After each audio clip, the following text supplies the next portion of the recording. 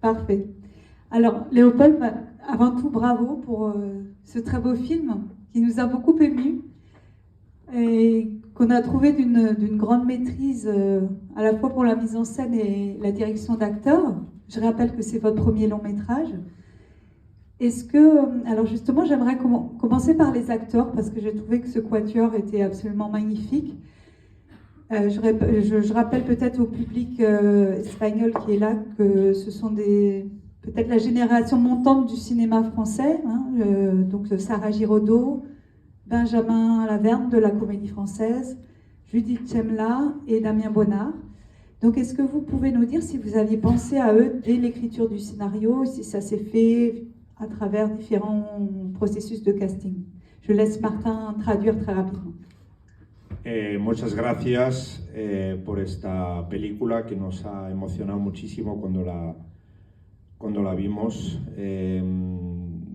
por todo, por la puesta en escena, por la dirección de actores. Es una ópera prima, no hay que olvidarlo, con lo cual está muy conseguido. Y quería empezar un poco sobre estos 4 actores y actrices, que están todos los 4 magníficos. Hay que decir al público español que no los conoce tantos, que es la nueva generación de actores de esta edad que está subiendo mucho. Judith Chemla, Sarah Giraudot, Benjamin Laverne de la Comédie Française, del teatro,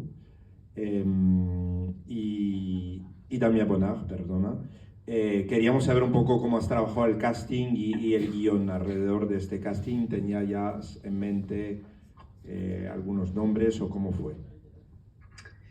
Et juste en préambule, je veux juste vous remercier d'avoir invité le film et puis m'excuser de ne pas être avec vous. Et voilà, là c'est vrai que c'est un peu bizarre parce que du coup je vous vois pas, je sais pas s'il y a 3 personnes dans la salle ou plus, mais je vous salue. Alors ils sont 3000 dans la classe. Waouh. Il y a une soixantaine de personnes, Léopold. Et non, et pour répondre à la question, en fait, comme c'était pour moi un premier film, j'ai pas beaucoup d'expérience de ça. J'avais, au moment de l'écriture, pas vraiment pensé à des comédiens, plutôt des figures ou des gens autour de moi, parce que j'avais pas envie d'être déçu. Est-ce que je laisse traduire, après je continue? Continuez. Ok. Et c'est vrai que ces 4 comédiens qui montent en France, mais pour moi, ce qui était important, c'était de trouver des acteurs qui allaient adhérer à cette histoire. C'est-à-dire que j'ai peu parlé des personnages avec les comédiens, mais plutôt de l'histoire dans son entièreté, de pourquoi c'était important pour moi de la raconter, de ce que je voulais dire avec ce film, et voilà. Et on a construit cette équipe tous les 5 en fait, avec les 4 comédiens principaux, et fait ce film vraiment en collaboration. C'est des super acteurs, et puis c'est des personnes très belles, voilà, avec qui je suis resté très proche. En primer lugar, gracias por haberme seleccionado. Siento no poder estar con vosotros. Sí, es una ópera prima, con lo cual no tenía el proceso tan mentalizado, y es verdad que cuando escribí el guión no pensé tanto en los actores, especialmente para no tener una decepción después. Lo que era más importante para mí, encontrando a estos 4, que es verdad que están ya a un nivel muy alto en Francia, era encontrar a gente que podía adherir a esta historia. O sea, cuando me reuní con ellos las primeras veces, no hablé tanto de los personajes, sino de la historia y de la importancia que tenía para mí contarlo, ¿no? Y de qué quería decir. Y a partir de ahí hemos construido un equipo de 5, yo más ellos, y ha sido casi una colaboración. Son todos grandísimos actores y además personas muy humanas, muy agradables. Alors, Léopold, Le film est une adaptation du livre d'Alain Jaspard, Pleurer des rivières. Est-ce que vous pouvez nous dire ce qui vous a touché particulièrement dans ce livre et ce qui vous a incité à en faire une adaptation au cinéma? Pardon. Es una adaptación del libro, no sé si está traducido en castellano, Pleurer des rivières, llorar ríos, o, no lo sé. Pero lo que queríamos saber es qué te ha tocado del libro y por qué lo has querido adaptar. En fait, quand j'ai découvert le roman de Pleurer des rivières, j'ai été mu par deux choses. Je crois d'abord par l'histoire de ces deux femmes autour de cet enfant, parce que ça rejoignait. C'est pas du tout mon histoire évidemment, mais moi dans ma vie j'ai cette double figure maternelle. Donc je crois que ça m'a touché à cet endroit-là. Et puis aussi, en lisant ce livre, quand j'ai commencé, ma morale était choquée par cette histoire, l'histoire de vendre un enfant contre un camion. Et puis au fur et à mesure que j'avançais dans le roman, que je me rapprochais des personnages, je me rendais compte que mon jugement s'altérait. Et voilà, j'ai eu envie de travailler autour de ça, de la question du jugement qui s'altère et de comment, en fonction de comment on regarde les choses, et ben, on peut avoir peut-être plus d'indulgence et moins les condamner. Je pense que c'est ça. Sí, he descubierto la novela y hay dos cosas que me han conmovido mucho. La primera es la historia de estas dos mujeres alrededor de este hijo y como siempre digo, no es mi historia personal, pero sí que tengo una historia con una doble figura maternal. Y la segunda cosa que me interesó mucho es un tema más ético casi, es decir, al principio cuando leí el libro pues pensé que era horrible vender a un hijo contra un camión y cuanto más avanzaba leyendo la novela iba cambiando mi juicio y quería trabajar alrededor de esto, es decir, cómo uno puede cambiar su mirada hacia las cosas siendo a veces más indulgente o menos crítico. Alors, je ne vais pas monopoliser le micro, je vais proposer au public de poser ses questions. Donc, por favor, si tenéis preguntas para Leopold. Sí, hay una por aquí.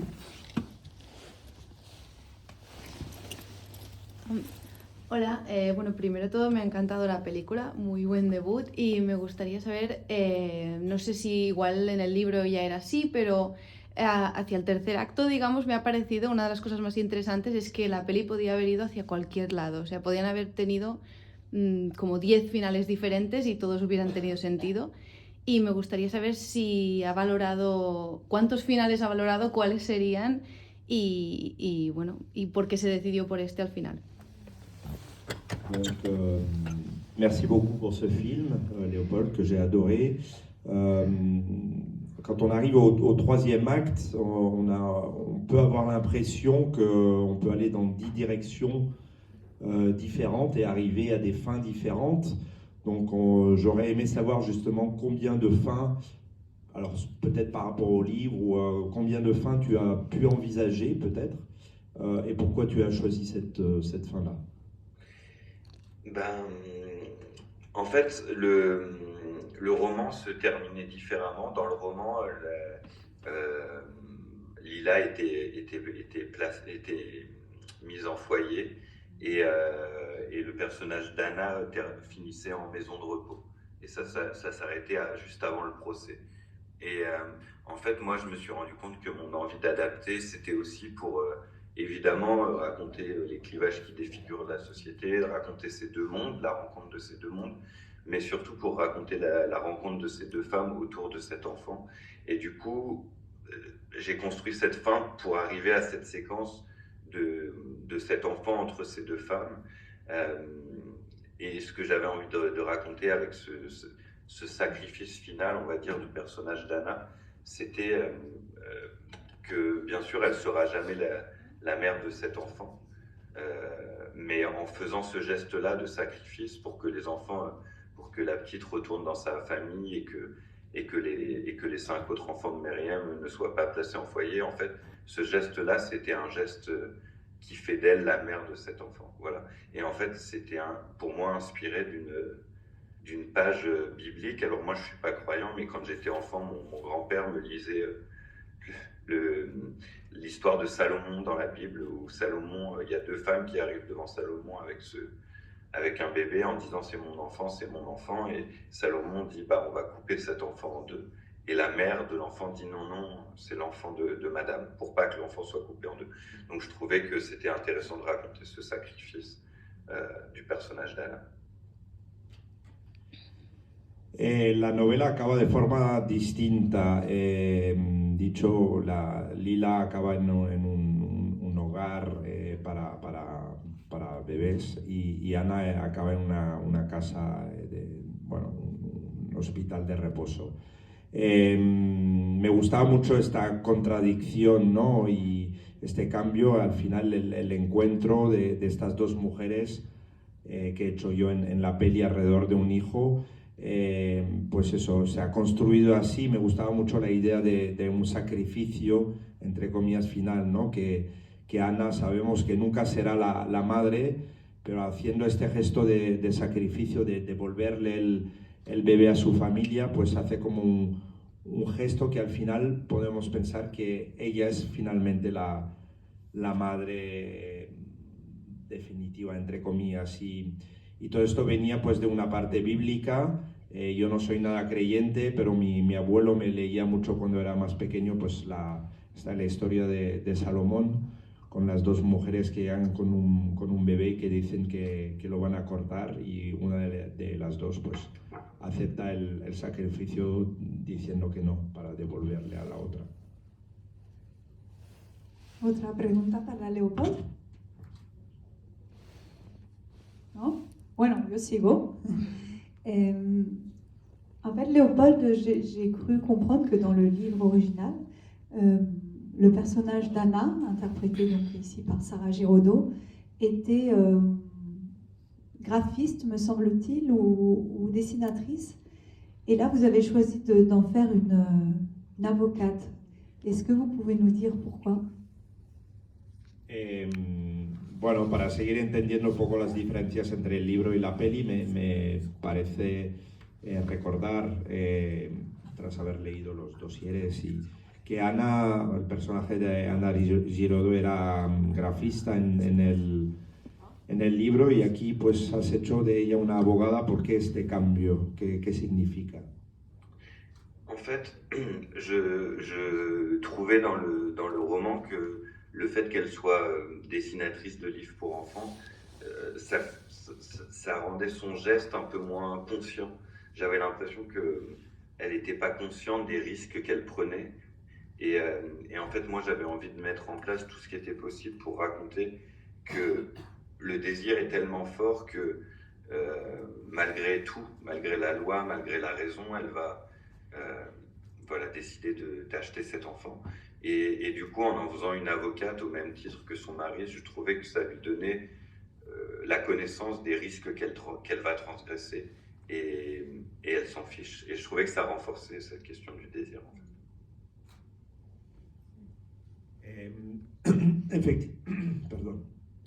Efectivamente, en la novela era dibujante de libros para niños, y esto hacía que su gesto era menos consciente de los riesgos que tomaba, y para mí era importante contar que su deseo de ser madre era más fuerte, a pesar de la razón por un lado y de la ley que conoce perfectamente por su oficio. Es decir, tanto ella como su marido son abogados, con lo cual conocen los riesgos, y me parecía muy importante esta decisión de que el deseo era más importante que el riesgo. Alors, je regarde s'il y a d'autres questions. Non? Alors, Léopold, vous avez tourné une bonne partie du film dans des camps je ne sais pas si on peut appeler ça des camps de gens du voyage. Est-ce que est-ce que c'était des véritables camps et est-ce que les gens que l'on voit dans ces scènes-là sont des figurants ou des acteurs professionnels? Hay una parte del rodaje que se rodó en estos campos de viajantes, ¿no? Para llamarlo de alguna manera. ¿Cómo habéis rodado en estos campos? ¿Eran verdaderos? ¿Eran una parte, entre comillas, de plato montado? Y en cuanto a la gente, ¿era gente real? ¿Era figurantes? Cuéntanos un poco. En fait, donc le monde du voyage était un monde que je connaissais pas du tout avant le tournage, enfin avant l'écriture. Et j'ai fait un gros travail documentaire en fait pour aller à la rencontre de voyageurs, notamment de voyageurs qui vivent encore sur des terrains dans des caravanes. Et au cours de ces repérages et de ce travail documentaire, j'ai rencontré plein de familles avec qui j'ai noué un lien, qui ont participé notamment à la figuration, qui ont relu mon scénario, qui ont aidé à reconstruire aussi le terrain qu'on a construit, parce que c'est un terrain qu'on a refait.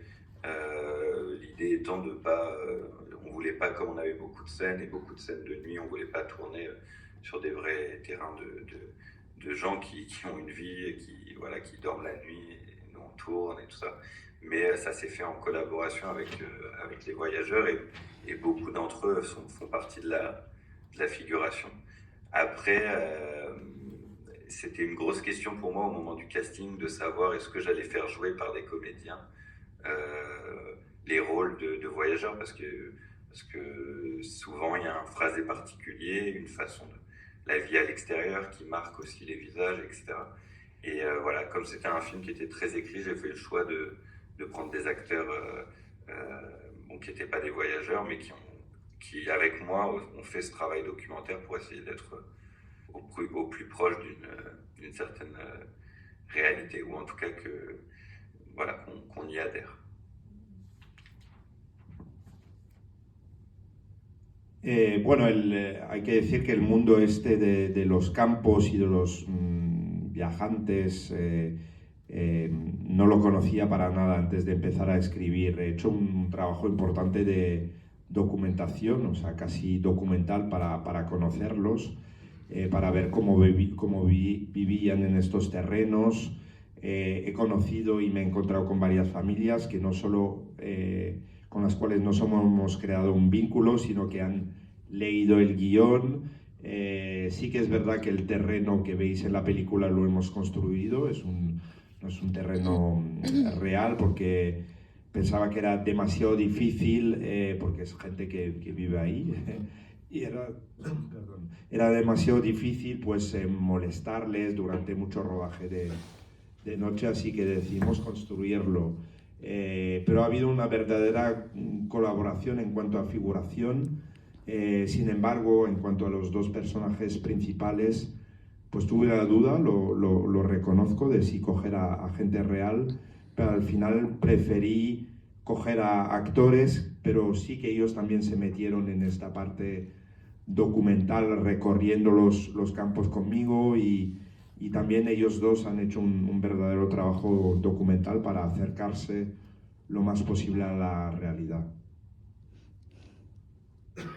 Alors, c'est vrai que Judith Chemla est particulièrement étonnante dans le rôle de Myriam, qui a un rôle un peu à contre-courant de ce qu'on a pu voir chez Judith. Est-ce que justement ce travail d'adaptation a été difficile pour elle?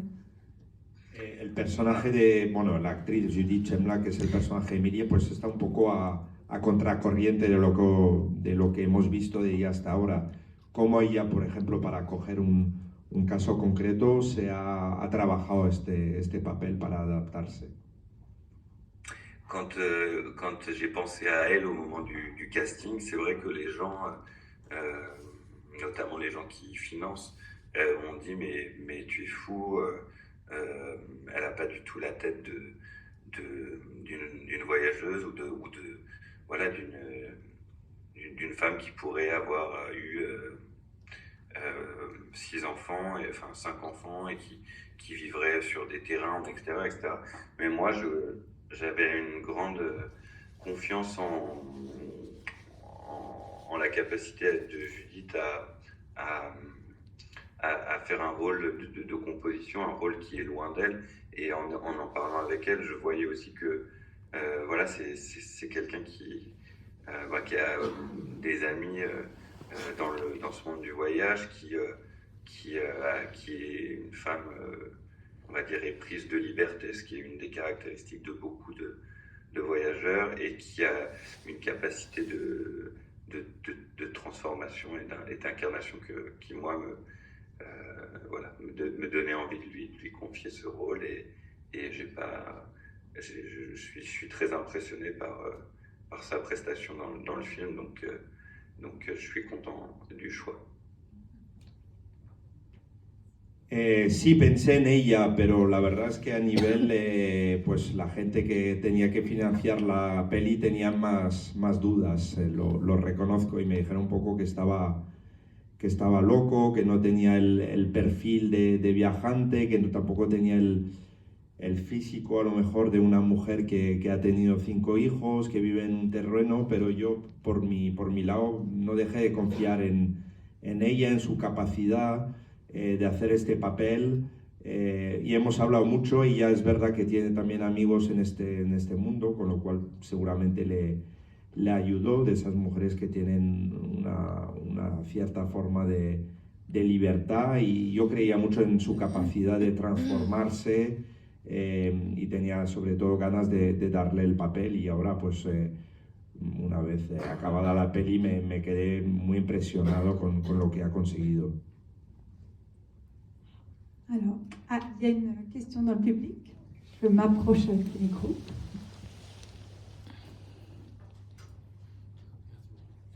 Bonsoir. Déjà, merci et bravo pour le film, c'était vraiment génial.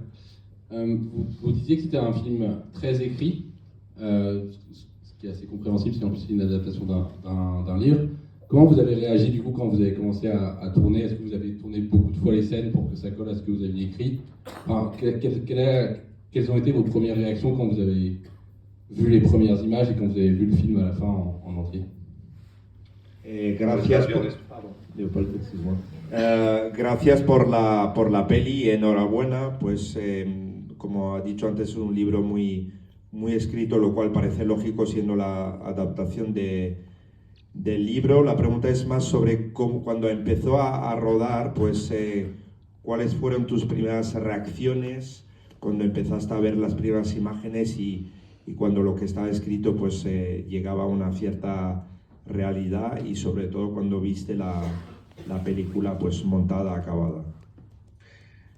En fait, un des moments les plus impressionnants pour moi, ça a été le moment de la lecture avec les comédiens, parce que c'est pour la première fois où on entend le texte, où les personnages s'incarnent,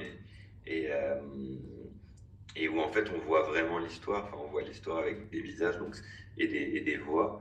Donc ça a été un moment un peu fort, cette lecture avec les 4 comédiens principaux. Et puis après, sur le tournage, c'est tellement une course contre la montre que il n'y a pas le temps de... voilà, tu projettes plein de choses, et puis c'est un TGV qui va à toute vitesse, et là, j'ai l'impression on fait au mieux, quoi, avec les idées qu'on a, avec la réalité des décors, de la météo, et donc pas en fait tant le temps que ça de refaire beaucoup. Et puis c'est les premiers films, je pense, c'est aussi des films avec des petites économies et pas beaucoup de moyens. Du coup, il n'est pas question de dépasser les temps de tournage. Donc en fait, j'ai énormément travaillé en préparation, et puis après, c'est une sorte de machine à laver, et on part dedans. Mais la chance que j'ai eue, je pense, c'est aussi d'avoir des acteurs qui étaient aussi motivés et investis. Et du coup,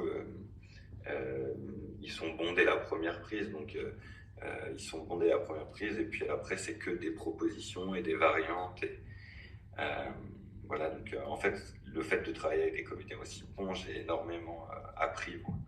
Donc je me sens chanceux, en fait.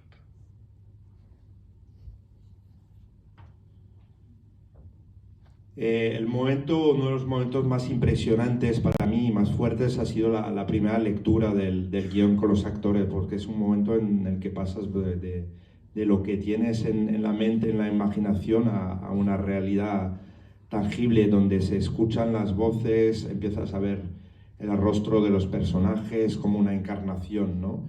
Y después, pues, un rodaje como cualquiera, especialmente para una primera peli, es una carrera de velocidad, no hay tiempo de pensar mucho las cosas, es como un ave que va a toda velocidad y haces lo mejor que puedes con la realidad que te rodea, sea las condiciones climatológicas, los decorados, no tienes mucho tiempo y sobre todo, pues eso, tratándose de una ópera prima no tienes tantos medios como para irte mucho por las ramas o superar el tiempo previsto. La suerte que tuve yo, pues una vez más, son estos 4 actores que estaban súper motivados y que en la primera toma casi me daban lo que quería. Es decir, luego era un poco cambiar, ver alguna propuesta más, alguna variante, pero me siento muy afortunado y de haber podido trabajar con ellos. Alors, j'ai une dernière question, Léopold. Je rebondis sur ce que vous disiez par rapport au TGV lancé à toute vitesse. Il y a justement une impression de vitesse dans la narration, dans votre film, qui nous fait penser d'une certaine façon à un thriller. Est-ce que vous êtes assez d'accord avec cette définition? Vuelvo un poco para seguir con el tema del ave, del rodaje y de la velocidad. Tenemos esta impresión muchas veces de una velocidad en la narración que la podría asemejar un poco a un ritmo de thriller. ¿Era algo consciente desde el inicio o es algo que podemos sentir como espectador y que no tenías tanto en mente? En fait, je souscris totalement à ça, c'est-à-dire que j'ai essayé de construire le film, et même au moment de l'écriture, d'en faire un thriller où on serait avec une particularité qui serait celle d'être au plus proche des personnages, donc essayer de faire un thriller intime.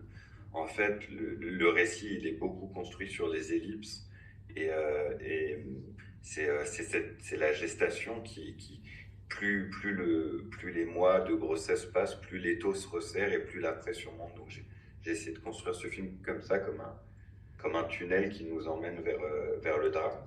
Et l'idée, c'était qu'on soit évidemment en empathie avec les personnages, au plus proche de ce qu'ils vivent, de leurs doutes, de leur désespoir, mais tout ça dans une ambiance de film noir ou même presque de polar. Et voilà, d'essayer de voir comment ça pouvait fonctionner. Voilà, d'essayer de raconter en fait une histoire d'amour, mais dans un film extrêmement tendu. Sí, suscribo totalmente a lo que acabas de decir o de preguntar. Es verdad que he intentado construir la peli desde la escritura y de hacer, como has dicho tú, casi un thriller, pero también un thriller íntimo en el cual estamos muy cerca de los personajes.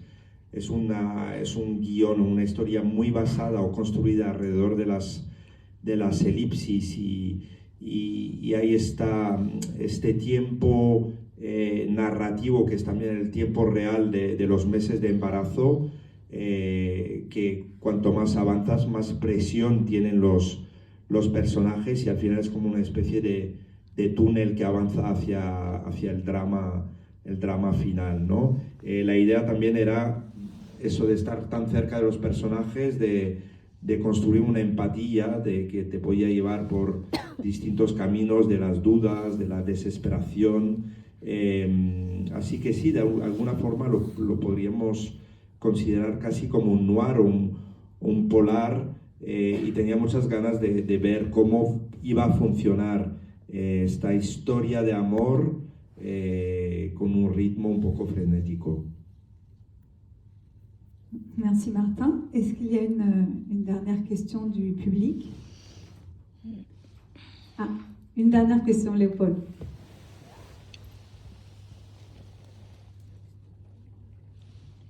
Bonsoir et merci pour ce très beau film. Et en fait, en écoutant toutes les explications, je me suis dit que l'histoire, c'est comme si elle avait... C'est aussi l'histoire qui est passée comment dire, une personne qui a mis l'histoire au monde et qui est passée vers une autre personne, d'accord, donc de l'écrivain au réalisateur. Et je me suis juste demandé ce que l'écrivain avait pensé de cette réappropriation. Gracias por la peli y escuchando un poco lo que acabamos de hablar en esta charla, pues hay primero una historia de una novela de un escritor que ha pasado un guión, luego de un guión, aunque sea la misma persona, a un realizador. Mi pregunta es, ¿qué ha pensado el escritor de la peli acabada? ¿La ha podido ver? Alors, avec l'écrivain, on avait une chose en commun, c'est que c'était son premier roman. Et pour moi, c'était mon premier film. Et la différence qu'on avait, c'est que lui, quand il a écrit son premier roman, il avait 78 ans. Et moi, j'avais 28 ans quand j'ai réalisé le film. Donc ça fait 50 ans d'écart sur un même sujet et sur cette question de la maternité. Donc c'était, je crois, un beau mélange de générations pour raconter cette histoire. Je sais que l'auteur est aussi devenu quelqu'un avec qui je m'entends bien. Ça a été très douloureux au moment où il a lu le scénario, parce qu'il ne retrouvait pas son histoire. Puis je crois que c'est toujours douloureux, de ce qu'on m'a dit pour un auteur, d'être adapté, parce que voilà, il paraît qu'une bonne adaptation, c'est une bonne trahison. Donc ça a été très douloureux au moment du scénario. Et par contre, quand il a vu le film, à la fin du film, il avait les yeux tout rouges et il m'a dit qu'il était fier voilà, d'être à l'origine de cette histoire et de ce film. Et il l'a beaucoup défendu aussi au moment de la sortie. Et non, c'était une belle histoire, une belle rencontre. Sí, bueno, hay que decir que hay varias, similitudes por un lado y muchas diferencias también. Para él era su primera novela y para mí una primera peli. Lo que pasa es que él tenía 78 años y yo 28, así que 50 de diferencia para tratar de un mismo tema sobre la maternidad, es decir, una mezcla generacional muy potente. Con el autor me llevo muy bien. Yo creo que cuando leyó la primera versión del guión fue doloroso para él, pero por lo que sé o me han contado, siempre es doloroso para un escritor o un autor cuando es adaptado, porque se suele decir que una buena adaptación es una buena traición. Pero al final, cuando vio la peli, pues estaba orgulloso por un lado de ser el origen. Estaba emocionado, con los ojos rojos y defendió mucho la peli cuando se estrenó, así que ha sido un encuentro bonito. Merci beaucoup Léopold pour cet échange. On a très hâte de voir votre deuxième film, donc voilà, peut-être dans 2 ans, et oui, au travail. Merci.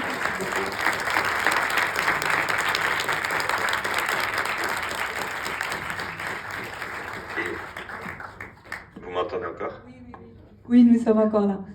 Non, mais merci beaucoup et pour la traduction et puis bon festival à tout le monde et j'espère revenir alors avec un autre film un jour peut-être.